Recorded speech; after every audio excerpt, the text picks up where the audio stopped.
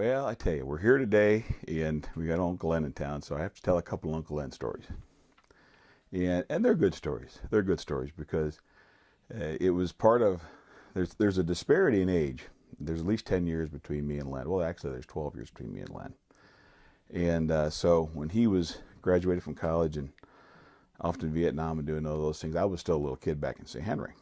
So the first thing I remember was when he first went to Vietnam. It was kind of tough. It was tough on Mom, tough on Dad, and they worried, and as all parents do. And sure enough, he had a situation, and he got hurt pretty good. And I remember everybody was pretty shook up and pretty worried about it. But we heard he was over in Japan. He was going to Tokyo and everything else like that. And so I'd listen to Mom and Dad and say, hey, what's going on? Where's Len at? And we never seemed to quite know where Len was at for sure. And that was part of the great mysteries, which I always loved about my older brothers. They always had this knack for, they'd kind of show up.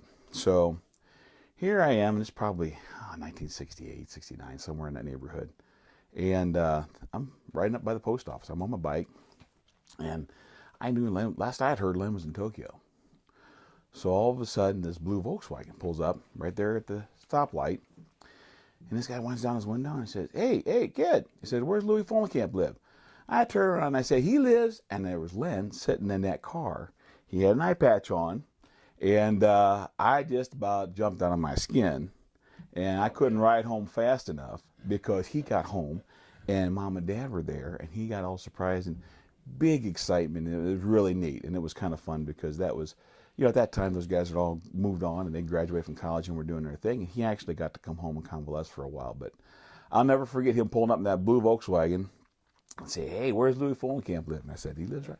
And I about lost it. But the neat one, and the one that really had a big impact on me was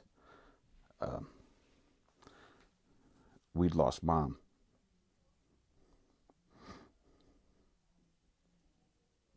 Jake, yeah. I remember. And Len went back to Vietnam.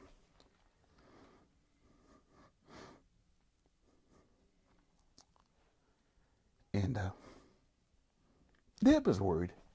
Sure. As you'd expect, Dad. Dad'd be worried about that. And it was tough. It was different. But I wrote him.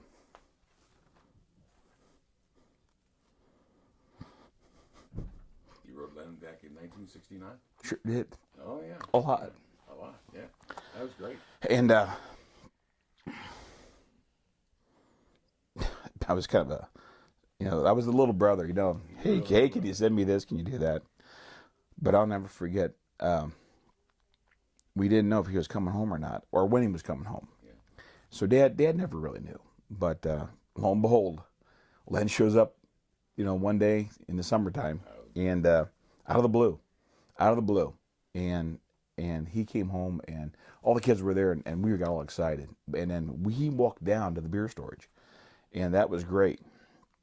Because it was he walked up to the big door, and I can remember this. I'm sitting on my bike, and I remember looking up. I remember Dad walking out the big door.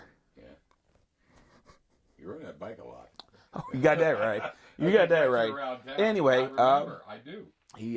Dad was just so tickled. Dad was never a big overt display of affection, but boy, he just lit up, and you could tell he was a happy camper. He was a happy camper. And that was a big experience. Yeah. Big experience. A lot of fun. And that was neat. Always great. It was always great. It was always great when the older boys came home. Anybody older. Because that's what it is. You're right. It was a celebration. When you're one of the younger kids in the family and the older boys would come home or Trudy would come home, it was big doings. That was really big doings. It was. And so, I spent, from basically 1968 on was a celebration until I left. Yeah. And even to this day, when people come home, I get excited about it because that means everything in the world to me. It's just fun.